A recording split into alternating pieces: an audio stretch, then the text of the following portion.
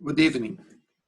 If you make a mistake, no matter if a big or a small one, and regret what you did, God will always forgive you, but nature never. Nature imposes boundaries that limit us. We must recognize, respect, and mainly reflect on the message these boundaries bring to us. This reflection is what we are going to do in the following.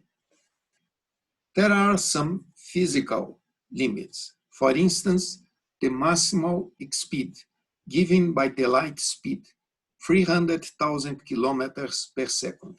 It's extremely fast, just 1 second to go from here to the moon, but it cannot be faster than that.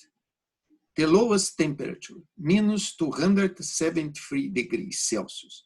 It's cold, but it cannot be colder than that. There are other biological boundaries related to us. For instance, the maximal frequency of sounds that we can listen to. It's around 20 kilohertz. A dog or a bat can listen to higher frequencies. We could consider an infectious disease like coronavirus as a biological boundary that limits us. There are also personal boundaries. The day we will die, our lifetime span is limited. The fact that a man, as I am, will never be pregnant. Health conditions also depend on each one of us. But we are intelligent. Moreover, together we can achieve incredible things. With the help of our inventions, we can fly. We can see objects of micrometric dimensions. We can hear and even see persons that are at the other side of the earth. We have developed prostheses that can save lives, like an artificial heart. Our technological capacity is amazing. Emphasizing the main points until now. First, we live surrounded by boundaries, physical, biological, and personal. We are intelligent and search to go beyond these boundaries. To clarify my message, let's play a science fiction game. Imagine a living being that can perceive just 2 dimensions with its 2 big eyes. We can see 3 dimensions, but it perceives just 2 dimensions. And it lives on a globe surface, similar to our planet. It's very intelligent and was able to establish the laws of flat geometry. For instance, it proved that the sum of the angles of a triangle is always the same. The proof combines simplicity, beauty, and ingenuity. If you do not love geometry, if you have bad memories of your school time, you will start to love geometry now with this demonstration. Let's start with a brief review of angles. 45 degrees, 60 degrees, 90 degrees, 180 degrees, called a flat angle. We begin the proof drawing a line parallel to the bottom side of the triangle through the upper vertex.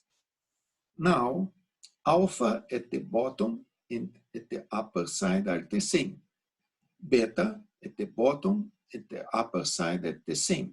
And therefore, alpha plus beta plus gamma must be always 180 degrees, a flat angle.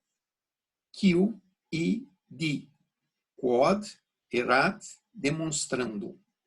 This means as we would like to demonstrate. After that, this creature noticed that this law was valid for many cases. This one is a triangle, 3 60 degrees angle, the sum is 180.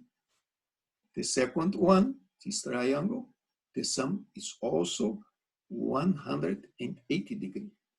But the law was not valid for big triangles. We see that in this case, it's not a triangle, but this creature perceives just 2 dimensions, and it cannot recognize that it's not a triangle. The sum is 270 degrees. Since this creature is very intelligent, and indeed just because of that, it drew the conclusion that there should be something beyond its boundaries that it could not see. The same happens to us. As a simple example among many others, we know that time and space began circa 13 billion years ago with an explosion, the Big Bang. Awesome, but at the same time too much for our understanding. There must exist something before that explosion. And how to create space due to our intelligence? Indeed, just because of that, we conclude that there must exist something beyond our boundaries that we cannot see. Could it be just a 4th dimension? I do not believe so. The pieces of evidence are deeper. The Big Bang is a simple example compared with other situations we observe in our daily life that are not restricted to physics. As Louis Pasteur, the famous scientist, noticed, the best of our efforts to go beyond the boundaries of human beings just bring us closer and closer to the humble conclusion that there is a creator, God, and he is greater than nature or everything else we can see or imagine. Quod erat demonstrandum.